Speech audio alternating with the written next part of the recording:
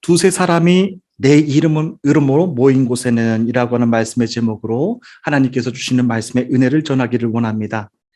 예수님께서 마태복음 18장 18절 이하에서 하신 말씀입니다. 진실로 너희에게 이르노니 무엇이든지 너희가 땅에서 매면 하늘에서도 매일 것이요 무엇이든지 땅에서 풀면 하늘에서도 풀리리라. 진실로 다시 너희에게 이르노니 너희 중에 두 사람이 땅에서 합심하여 무엇이든지 구하면 하늘에 계신 내 아버지께서 저희를 이루게 하여 하시리라. 두세 사람이 내 이름으로 모인 곳에는 나도 그들 중에 있느니라. 예수님이 여기서 말씀하신 너희는 제자들 전체를 가리키는데 이것이 곧 주님의 교회 모형임을 말씀하고 계십니다. 교회는 건물을 가리키는 것이 아니라 믿는 사람들이 한 마음으로 연합하여 모인 공동체를 뜻합니다. 헬라어로 에클레시아라고 하는 단어는 원래 아테네 시민들이 회의를 위해서 모였던 민회를 가리킵니다. 사도 바울이 초대교회를 가리켜 이 에클레시아라고 하는 단어를 처음 사용했습니다. 초대교회들이 세워지던 그 당시에는 지금과 같이 교회 건물들이 있는 것이 아니고 가정에서 부활하신 예수님을 찬양하고 예배를 드렸습니다. 사도 바울은 십자가의 예수님을 믿는다는 이유 때문에 배고픔과 핍박이 아주 심했던 그 시기에 사람들이 가정에 모여서 부활하신 예수님을 예배하는 모습을 보면서 그들 안에서 역사하시는 강력하신 성령님의 임재하심을 보았을 것입니다. 이는 사도 바울에게도 부활하신 예수님을 만나기 전 그에게 아주 익숙했던 회당과 같은 건물의 개념은 분명히 아니었습니다. 믿음의 공동체 안에서 역사하시는 사람을 통해서 일하시는 성령님의 뜨거운 모습이었습니다. 예수님은 이 공동체에게 하늘의 큰 권위를 부여해 주셨습니다. 두 사람이 땅에서 합심하여 무엇이든지 구하면 하늘에 계신 내 아버지께서 저희를 위하여 이루게 하시리라. 두세 사람이 내 이름으로 모인 곳에는 나도 그들 중에 있느니라. 십자가의 예수님, 부활의 주님께서 그 모임 안에 함께 거하신다는 것입니다. 이 말은 사람들이 원하는 것을 소원하고 비는 곳이 교회가 아니라 하늘에 계신 아버지께서 예수님을 통하여 행하고자 하시는 일들을 제자들이 고난을 위임받아 일하는 곳이 바로 교회라고 하는 뜻입니다. 사랑하는 주님의 성도 여러분, 하나님의 하늘에 계신 아버지께로부터 그분의 권위를 부여받고 일하는 것이 세상의 교회 외에 또 다른 곳이 어디 있겠습니까? 두세 사람이 주님의 이름으로 모인 곳, 바로 그것이 교회입니다. 사도행전 안에는 제자들이 예수님의 이름으로 행한 기적의 사건들이 많이 기록되어 있습니다. 사도행전 3장 안에는 베드로와 요한이 성전의 미문 앞에서 구걸하던 안전뱅이, 그 안전뱅이를 나사렛 예수 그리스도의 이름으로 일으켜 걷게 한 사건이 기록되어 있습니다. 여러분, 성전의 문이면 그냥 문이지 무엇 때문에 그 문을 미문이라고 사람들은 불렀을까요? 그 이유는요, 성전의 문이 그렇게 아름답고 화려했기 때문입니다. 그래서 아름다울 미자를 써서 뷰티풀, 성전의 미문이라고 불렀습니다.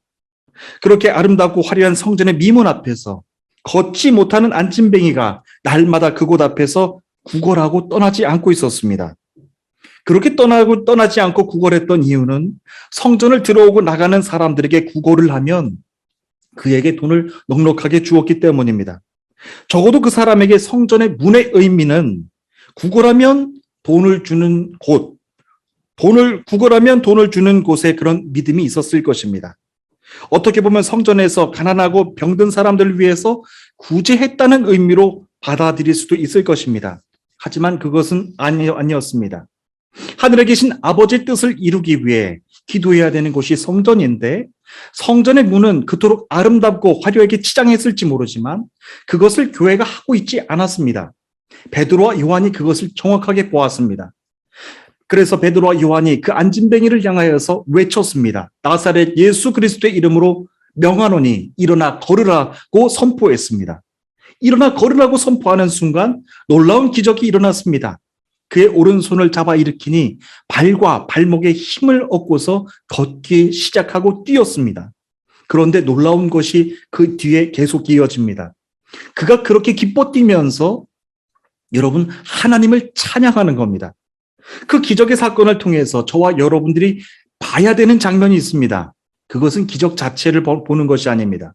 나면서부터 걷지 못했던 그 사람이 성전 미문 앞에서 구걸하고 있었을 때 정작 하늘에 계신 아버지께서 그에게 바라셨던 것은 무엇이었을까 하는 것을 우리는 바라봐야 됩니다.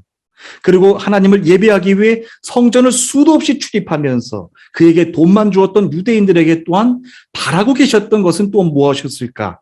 그것을 바라봐야 됩니다. 나면서부터 걷지 못했던 그에게 나사렛 예수 그리스도의 이름으로 선포하는 순간이었습니다. 그 일을 베드로와 요한이 한 것이죠. 바로 그때 아버지가 원하셨던 그 일을 베드로와 요한이 했을 때 그를 붙잡아 아버지가 일으켜 주셨습니다. 그러자 그가 기뻐 뛰면서 하나님을 찬송했습니다. 그렇습니다. 그를 향하신 아버지 하나님의 뜻은 하나님을 기뻐 뛰면서 찬송하는 것이었습니다. 성전 미문 앞에서 구걸했을 때 사람들에게 구걸하면 돈을 받는 그런 의미가 아니었습니다. 여러분, 성전의 의미는 결코 그런 의미로 전락해서는 안 됩니다. 그러므로 중요한 것은 우리가 기적 자체가 아니라는 것을 알아야 됩니다. 기적은 하나님이 행하시는 겁니다. 두세 사람이 주님의 이름으로 모이는 그곳에서 세상을 향하고 계신 아버지의 뜻을 우리가 깨달아 그 일이 이루어지도록 간구하는 것이 우리들이 해야 될 일입니다. 오늘 이 시간에도 우리는 비록 온라인으로 모이기는 했지만 두세 사람이 주님의 이름으로 모이는 곳에 주님도 함께 하신다고 하셨사오니 바로 여러분들과 제가 함께 모인 이곳이 교회임을 우리는 항상 기억하기를 원하는 것입니다. 그래서 아버지의 뜻이 하늘에서 이루어진 것 같이 우리도 주님의 이름으로 하나님의 이름을 대언하여 예수님의 이름을 대언하여 하나님께서 소원하고 계시는 그 일들을 행해야 되기를 원하는 것입니다. 하나님께서 오늘 주시는 말씀은 초대교회 몰아닥친 핍박을 어떻게 이겨내고 복음을 담대하게 전파해 나갔는지를 보여주는 한 본문입니다. 그럼 이제 다 함께 우리 23절과 24절의 말씀을 우리 슬라이드 화면을 통해서 다 함께 읽어주시면 감사하겠습니다. 23절과 24절입니다. 읽겠습니다. 시작. 사도들이 노임에 그 동료에게 가서 제자장들과 장로들의 말을 다 알리니 그들이 듣고 한 마음으로 하나님께 소리를 높여 이르되 대주제여 천지와 바다와 그 가운데 만물을 지으신 이시오. 아멘. 본문은 베드로와 요한이 감옥에 풀려나왔다고 하는 말씀으로 시작이 됩니다. 베드로와 요한이 사람들에게 예수님의 십자가와 부활의 말씀을 전한다고 하는 것을 듣고서 제사장들과 성전 경비대장과 사두개파 사람들이 격분해서 베드로와 요한을 하루 동안 감옥에 가두었습니다. 사실 이들이 사도들을 감옥에 넣었을 정도로 아주 격분했던 이유가 있었습니다. 이들에게 예수님의 십자가와 부활의 사건을 전하면서 이들에게 회개 메시지를 아주 강하게 전했기 때문입니다. 바로 일전에 있었던 나면서부터 걷지 못했던 사람이 걷는 것을 보고서 사람들이 몰려왔는데요. 그때 베드로가 성령 충만하여서 그들에게 외쳤습니다. 이스라엘 백성 여러분, 왜 이 일로 놀라십니까? 우리의 능력이나 우리의 경건함 때문에 이 사람이 걸을 수 있게 되었다고 생각하십니까? 우리 조상의 하나님이신 아브라함과 이삭과 야곱의 하나님께서 그분의 종이신 예수님을 영원롭게 하셨습니다. 여러분은 예수님을 넘겨 죽게 했습니다. 빌라도가 그분을 풀어주자고 했을 때도 여러분은 빌라도 앞에서 그분을 부인했습니다. 마침내 여러분은 생명의 주님을 죽였습니다. 하지만 하나님께서는 그분을 죽은 자들 가운데서 살리셨습니다. 우리가 이 일의 증인입니다. 예수님의 이름을 믿는 믿음 때문에 여러분이 보고 있는 이 사람이 완전하게 고침을 받았습니다. 그러므로 여러분은 회개하고 하나님께로 돌아오십시오. 그렇게 하면 여러분의 죄가 씻음을 받고 주님 앞에서 새로워지게 되는 때가 올 것입니다. 라고 하면서 아주 회개의 메시지를 강하게 전했습니다. 베드로와 요한이 이 메시지를 전하고 나서 예루살렘 교회는 본격적인 큰 박해와 핍박이 시작됩니다. 본문의 말씀은 베드로와 요한이 감옥에서 풀려나와서 다른 사도들에게 이 상황을 보고했을 때 사도들이 다 함께 모여서 기도했던 내용입니다. 그들은 이렇게 기도합니다. 대주제여 천지와 바다와 그 가운데 만물을 지으신 이시오 라고 기도합니다. 여기서 대주제라고 하는 말의 뜻은 하늘과 땅을 창조하신 주권자 되신 하나님을 뜻합니다. 그러므로 지금 일어나고 있는 모든 일 또한 심지어는 제사장들과 장로들이 위협하는 것까지 모두가 하나님의 통제 아래에 있고 능력 밖에 있는 것이 아니라고 하는 것을 기도 가운데 전하는 것입니다. 모든 일이 하나님의 통제 가운데서 진행됩니다. 그래서 우리는 염려하지 않습니다. 두려워하지 않습니다. 불안해하거나 흔들리지 않고 담대합니다. 라고 하면서 하나님께 기도하는 것입니다. 여러분, 우리가 하나님께 기도할 때요, 아름답게 미사오구를 넣어서 할 필요는 없지만 우리가 기도할 때 내가 어떻게 하나님을 신앙 고백하는가는 매우 중요합니다. 사도들은 계속해서 이렇게 기도합니다. 우리 25절부터 28절까지 있는 말씀을 다 함께 읽겠습니다. 25절부터 28절까지 있는 말씀입니다. 다 함께 읽겠습니다. 시작. 또 주의 종 우리 종 다윗의 입을 통하여 성령으로 말씀하시기를 어찌하여 열방이 분노하며 족속들이 허사를 경유하였는고 세상의 군환들이 나서며 관리들이 함께 모여 주와 그의 그리스도를 대적하신도다 하신 이로소이다. 과연 헤롯과 본디오 빌라도는 이방인과 이스라엘 백성과 합세하여 하나님께서 기름 부으신 거룩한 종 예수를 거슬러 하나님의 권능과 뜻대로 이루려고 예정하신 그것을 행하려고 이성에 보였나이다. 아멘. 아무리 하나님을 잘 믿는 사람이라고 할지라도 갑자기 위기를 닥치게 되면 당장 무엇부터 어떻게 기도를 해야 될지 모릅니다. 가슴이 꽉 메어져 옵니다. 예수님의 제자들도 마찬가지였을 것입니다. 베드로와 요한이 전에 전했던 메시지는 딱 세 가지였습니다. 예수님의 십자가, 예수님의 부활, 그리고 회개하라는 메시지였습니다. 여러분 한번 생각해 보십시오. 이 사람들이 격분했던 이유가 무엇이었을까요? 예수님의 십자가 때문에 격분했을까요? 예수님의 부활 사건 때문에 격분했을까요? 아니면 회개하라는 메시지 때문에 격분했을까요? 이들이 격분했던 이유는요, 사실을 전했던 예수님의 십자가 사건, 부활 사건 때문에 격분했던 것이 아닙니다. 회개하라고 하는 메시지 때문에 격분했던 것입니다. 십자가 부활하신 예수님을 내가 지식적으로 만났다고 하더라도 회개하라는 메시지가 내 안에서 심각하게 들리지 않으면 십자가 부활은 그저 종교적인 가르침에 불과하다라고 하는 것을 우리를 통해서 가르쳐주고 계시는 겁니다. 만약에 내 안에서 회개하라는 메시지가 분명하게 들려서 십자가의 주님을 진정으로 만났다면 부활하신 주님이 나에게 영원한 생명으로 사망 권세가 있던 자리에서 나를 일으켜 세워주실 것입니다. 그것을 베드로와 요한이 지금 담대하게 전하고 있는 것이죠. 그 다음부터는 내가 어떻게 기도해야 될지를 성령님께서 가르쳐 주십니다. 예수님의 제자들은 이렇게 기도했습니다. 또 주의 종 우리 종 다윗의 입을 통하여 성령으로 말씀하시기를 어찌하여 열방이 분노하며 족속들이 허사를 경영하였는고 세상의 군왕들이 나서며 관리들이 함께 모여 주와 그의 그리스도를 대적하도다 하신 이로소이다. 과연 헤롯과 본디오 빌라도는 이방인과 이스라엘 백성과 합세하여 하나님께서 기름 부으신 거룩한 종 예수를 거슬러 하나님의 권능과 뜻대로 이루려고 예정하신 그것을 행하려고 이 성에 모였나이다. 지금 베드로와 요한을 통해서 전해들은 소식은 그냥 마냥 어리석고 힘이 없어서 당하는 사도들의 모습, 그런 상황들을 보고하는 것이 아닙니다.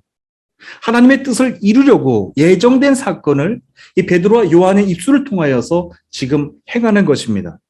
시편 2편 2절 1절과 2절에 기록된 말씀입니다. 어찌하여 이방 나라들이 분노하며 민족들이 헛된 일을 꾸미는가? 세상에 군왕들이 나서며 관원들이 서로 꾀하여 여호와와 그의 기름 부은 자를 대적하는도다.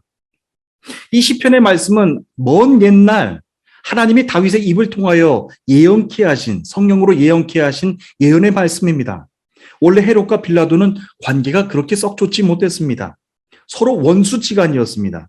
그런데 예수님을 죽이는 일에는 마음이 서로 하나가 됐습니다. 누가복음의 말씀을 빌리면 예수님을 죽이는 일에는 당일에는 그들이 친구가 됐다라고 기록하고 있습니다. 서로 원수관계에 있었던 사람들이 어떻게 예수님의 십자가를 못 박는 데는 협력하고 친구가 될 수 있단 말입니까? 여러분, 이것을 이해하기 위해서는요, 하나님이 예정하신 대로 이 세상을 이끄신다라고 하는 믿음이 우리에게 큰 지혜를 주는 것입니다. 하나님께서 다윗을 통해서 예언하게 하신 그 일들을 지금도 다 이루게 하십니다. 고린도전서 1장 18절에 기록된 말씀, 십자가의 도가 멸망하는 자들에게는 미련한 것이요 구원을 받는 우리에게는 하나님의 능력이라 라고 말씀하셨습니다. 세상의 시간이 그냥 흘러가고 지나가는 것 같지만요, 절대로 아닙니다. 이 세상을 구원하시기 위한 하나님의 예정과 섭리대로 말씀을 이루어 가십니다. 그러므로 십자가의 도가 멸망하는 자들에게는 미련한 것으로 끝나는 것처럼 하지 않기 위해서는 우리가 하나님의 은혜와 도우심을 날마다 간구해야 됩니다.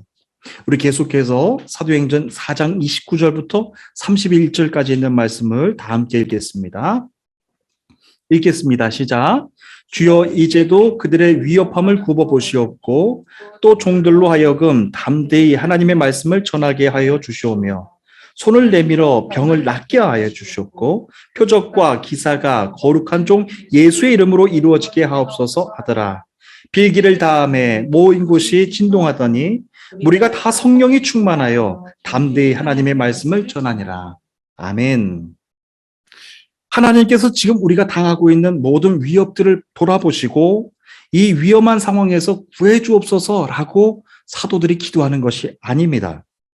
예수님의 제자들이 했던 기도는 오히려 담대하여 하나님의 말씀을 전하게 해달라고, 십자가에 못 박혀 죽는 순교의 자리에 꼭 서게 해달라고 하나님께 기도하는 것입니다. 모든 이들이 하나님의 주권과 통치하심 아래 있고 하나님의 뜻을 다 이루시기까지 우리를 지키시고 보호하신다라고 하는 그 강한 믿음이 있었기 때문에 가능한 기도였습니다. 그러므로 주님의 제자들은 제사장들과 성전 경비대장과 사두개파 사람들, 이와 같은 관리들의 위협과 박해 같은 것들은 전혀 두려운 것이 아니었습니다. 어차피 구약에서 다 예언했던 말씀이기 때문입니다. 예수님이 십자가에 못 박혀서 죽으신 것을 보고서 다 도망쳤던 제자들이었지 않습니까? 그런데 어떻게 이런 일들이 가능했을까요? 정말로 놀라운 변화였습니다. 제자들에게 그때부터 십자가는 더 이상 죽음을 의미하는 십자가가 아니었기 때문입니다. 죽음의 권세, 사망 권세까지 깨뜨리신, 그리고 영원한 생명으로 부활하신 예수님을 제자들이 두 눈으로 직접 보았습니다. 그리고 십자가 앞에서 주님을 모른다고 부정했던 자신의 나약함 앞에서 울기도 하면서 하나님 앞에 진정으로 통회했던 그 과정들을 다 거쳤기 때문에 가능한 일이었습니다. 제자들에게 이제 십자가는 더 이상 죽음을 의미하고 두려운 십자가, 도망치는 십자가를 의미하는 것이 아닙니다. 죽음의 권세, 사망 권세까지 깨뜨리시고 영원한 생명으로 부활하신 참 능력의 능력으로 예수님의 제자들은 십자가 앞에 서 있는 것입니다. 십자가 앞에서 주님을 모른다고 했던 내 자신을 한번 생각해 보십시오. 우리에게 정말로 필요한 것은 십자가와 역사적인 십자가, 역사적인 부활 사건이 아닙니다. 그 다음 내가 역사적인 십자가 앞에, 역사적인 그 부활 사건 앞에 내가 진정으로 통회하는 그 시간들이 정말로 필요하다라고 하는 것입니다. 그래서 그 모든 과정들을 거치고 나면 십자가의 복음을 담대하게 전할 수 있는 믿음을 달라고 하는 기도가 내 입술 가운데서 시작이 되는 것이죠. 여러분, 예수님도 하나님의 아들이시면서 복음서를 보면 참 많은 기적들을 행하셨습니다. 여러분 한번 생각해 보십시오. 참 하나님의 아들이신데 그렇게 많은 기적들을 무엇 때문에 행하셔야 됐을까요? 사람들에게 인정받기 위해서요? 사람들에게 과시하기 위해서요? 무엇 때문에 참 하나님이 인간들에게 그렇게 많은 기적들을 베푸셨을까요? 사람들에게 인정받기 위해서, 사람들에게 과시하기 위함이 아닙니다.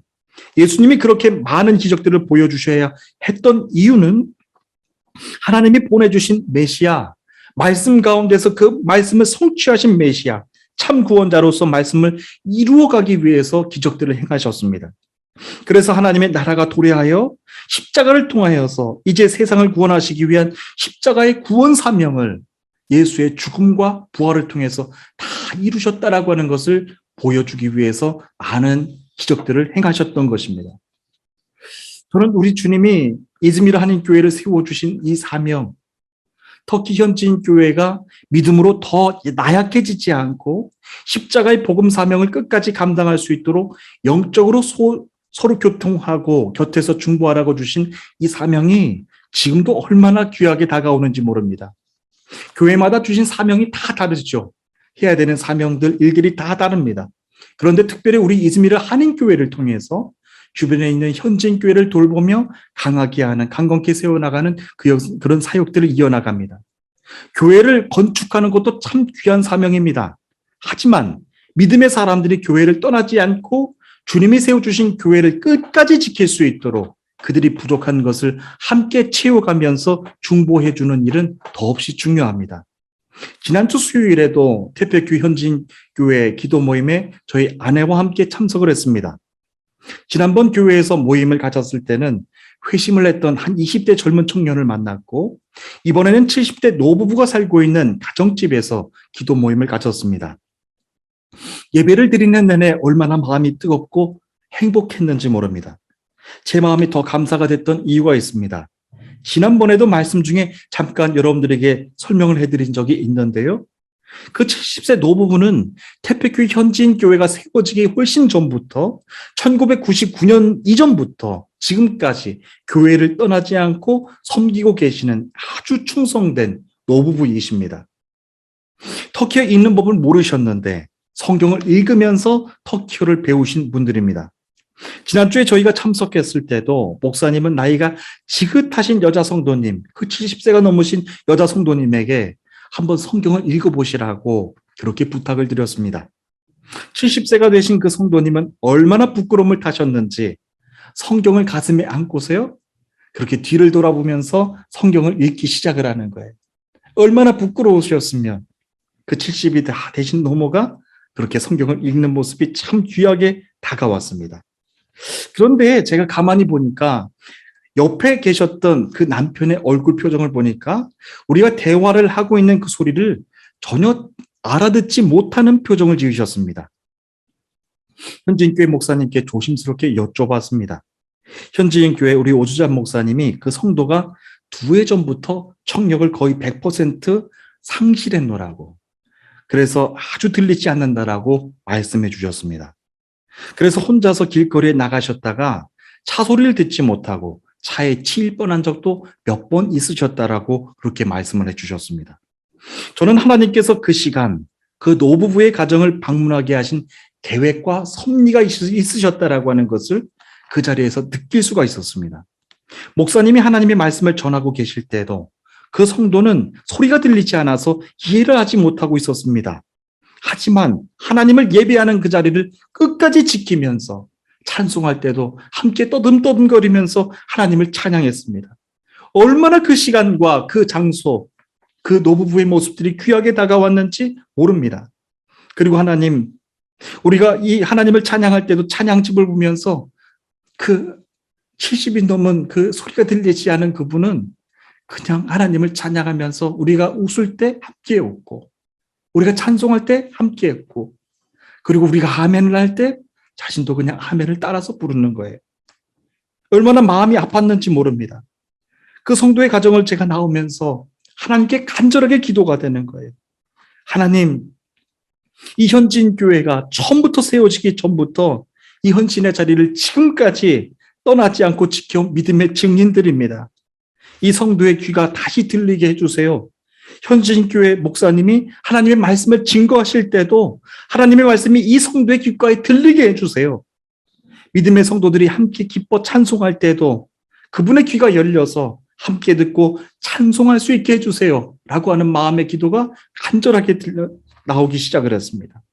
그래서 오주잔 목사님에게 우리 이즈미르 한인교회가 그분을 위해서 함께 중보해주고 싶노라고, 돕고 싶노라고, 우리 믿음의 성도들에게도 이 기도 제목을 함께 나눠주겠노라고 말씀을 드렸더니 목사님이 그분을 통해서 하시는 말씀이 있는 거예요. 목사님이 보청기에 대한 말씀을 하셨습니다. 그분의 형편이 아주 여의치가 않고 가난해서 값싼 보청기를 사용을 했는데 사용할 때는 금방 됐는데 금방 고장이 났다는 것입니다. 그래서 사용을 하지 못하고 그냥 지금 그렇게 사신다는 것이죠. 그때 하나님이 오늘 우리 교회에게 주신 말씀, 그 말씀이 저에게 아주 큰 영적 도전으로 다가오게 하셨습니다. 2-3 사람이 내 이름으로 모인 곳에는 나도 그들 중에 있느니라 라고 하시는 말씀입니다. 그 말씀이 저한테 뜨겁게 다가와서 여러분들에게도 이 말씀을 전하고 싶었습니다. 두세 사람이 내 이름으로 모인 곳에는 나도 그들 중에 있느니라 라고 말씀해 주셨사오니 여러분 모두도 그분의 회복을 위해서, 치유하심을 위해서 다 함께 간절하게 기도해 주셨으면 좋겠습니다. 그리고 우리 이스미르 한인교회를 통하여서 우리 태백교회 현지인교회가 약화해지지 않고 늘 강건할 수 있도록 도움을 줄 수 있는 우리 중보의 손길을 그들에게도 계속해서 중보해 주기를 원하는 것입니다. 여러분, 돌아오는 우리 주일은 우리 이스미르 한인교회가 벌써 창립한 지 6주년 감사주일로 지키게 됩니다. 다음 주에 드려지게 되는 예물은 제가 하나님께 간절하게 기도하는 마음을 통해서 그 성도의 보청기를 사드리기를 원합니다. 그래서 얼마가 될지는 알지는 못하지만 이제 현지인교회 목사님과 주중에 함께 우리 시내로 나가서 함께 살펴보려고 합니다. 그래서 가격을 정하여 보고 우리가 중보할 수 있는 그 좋은 보청기를 지원을 해드려서 그분이 다시 귀가 들리고 찬송하고 하나님의 말씀을 또한 듣고 기뻐할 수 있도록 우리가 돕는 그 사역을 우리 이번 돌아오는 창립기념주일 우리 예물로 우리 해드리기를 원합니다. 그래서 여러분 모두에게도 마음이 함께 감동이 되셔서 다음 주에 드리는 이 예물을 통하여서 하나님께 함께 기쁨의 사역을 하기를 원하는 것입니다. 하나님께서 우리가 드리는 그 기쁨의 예물, 그 감사의 예물을 받으시고 우리 이즈미르 한인교회와 태백교회 현지인교회에 더 큰 기쁨과 중보의 은혜를 가득 부어주실 줄로 믿습니다. 오늘 이 예배 가운데서도 우리는 함께 할 수는 없습니다. 하나님의 마음을 함께 어떻게 나눌 수가 있는지 얼마나 이 온라인 예배가 참 감사하게 다가오는지 모릅니다. 하지만 더 중요한 것이 있습니다. 두세 사람이 모이는 곳에는 나도 그들 중에 있느니라 라고 말씀하셨던 주님의 말씀. 그러므로 오늘 이 시간 여러분들이 거하시는 모든 처소 가운데 주님이 함께 계심을 믿으시기를 바랍니다.